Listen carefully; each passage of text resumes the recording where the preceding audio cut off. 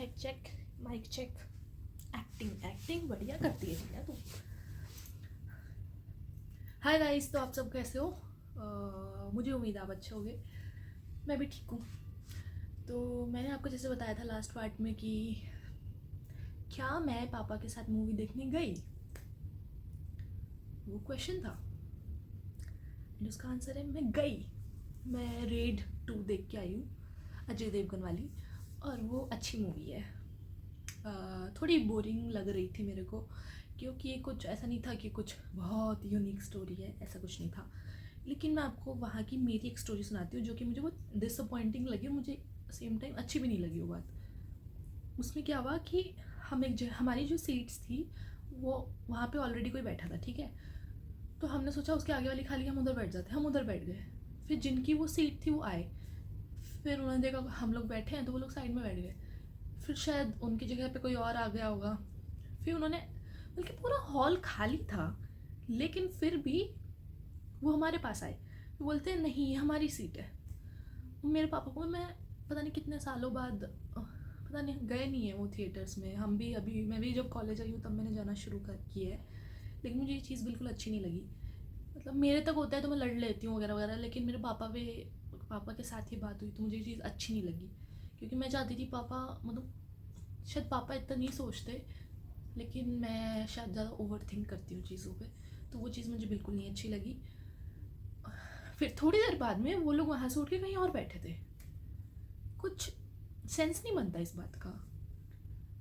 तो ये चीज़ मुझे अच्छी नहीं लगी, और मुझे लगता है थोड़ा बिहेवियर अच्छा होना चाहिए इंसान का एक दूसरे इंसान के लिए। मैं ऐसे नहीं कह रही कि आप किसी लिए मैंने तो हटाओ मत, कोई दिक्कत नहीं है उसमें।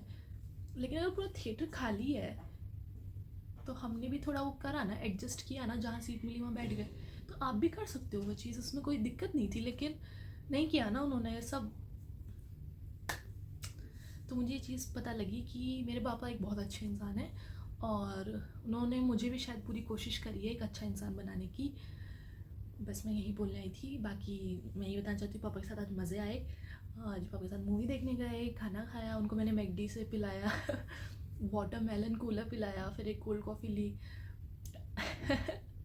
लेकिन पापा को पता है, पापा बोलते हैं लूटते हैं भाई, और सच्चाई है, लूटते ही हैं लेकिन क्या करें। फिर मैंने पापा को बताया, पापा अब पता लग रहा है ना कि मैं आपको हॉस्टल से इतना पैसे क्यों मांगती रहती हूँ, क्योंकि खर्चा होता है, और पटियाला महंगा ही है, और मेस का खाना नहीं खाया जाता। इतना सच्चाई है, मेस का खाना नहीं खाया जाता भाई, जो सच है वो सच है।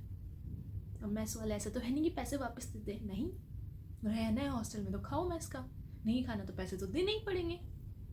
तो वही ऐसा था कि यहाँ पे बस ये वाला ही था। उसके बाद में आते टाइम हमने खाना खाया, और थोड़ा खाया, ज़्यादा नहीं, डोसा खाया बस।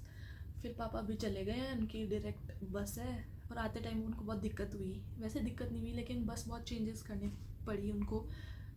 अ, उस वजह से वो 6 बजे चले थे सुबह, और फिर वो 3:30 बजे के आसपास दोपहर में पहुँचे हैं यहाँ पे। और मम्मी ने खाना भेजा बहुत सारा। मम्मी ने मेरे लिए सुबह सुबह लड्डू बनाए। हाँ हाँ, बोला नहीं ज़्यादा ज़्यादा। मम्मी पापा दोनों इतने अच्छे हैं, मैं जितना बोलूँ उतना कम है। तो ये वीडियो उन्हीं के लिए ही है, मतलब उनके लिए एक वीडियो, सिर्फ एक वीडियो में जितना बोल सकूँ उतना बहुत कम है, बहुत कम। लेकिन मैं अपना फुल ट्राई करूँगी जितना मैं उनको बता सकूँ। तो बस मुझे अच्छा लगा, मैंने पापा के लिए कुछ किया। भले ही अभी खुद के पैसे नहीं है, लेकिन जितना भी हो मैं कोशिश करती हूँ कि कुछ अच्छा करूँ उनके लिए, और आगे भी कोशिश करती रहूँगी। और अभी मैं जा रही हूँ, ठीक है, और मुझे चले ही जाना चाहिए। मैं बहुत बोलने लग गई हूँ आजकल, मुझे पता लग गया। भाई पराठे मूली के भैया।